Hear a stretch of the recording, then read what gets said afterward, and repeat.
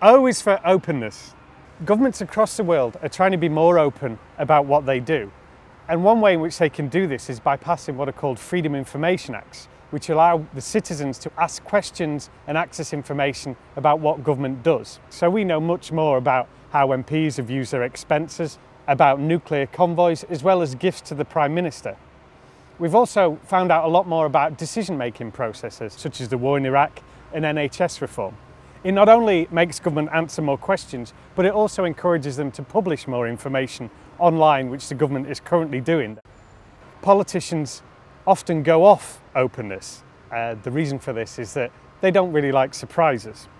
And freedom of information and other transparency reforms to make openness spring lots of surprises on them. So it can be a surprise about how they spent their expenses 2 years ago, or a particular difficult decision they made, which is brought to light later on.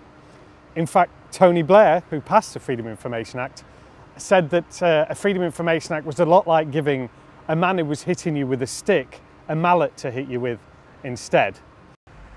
Actually, people don't just use freedom of information to find out about what the government does.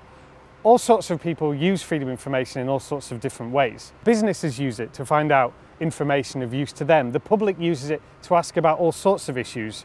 NGOs use it, and that goes all the way from Greenpeace to local activists. It's hard to characterise freedom of information as just being about politics. Often it's about much wider issues, finding out information of use to your life as well as to politics itself.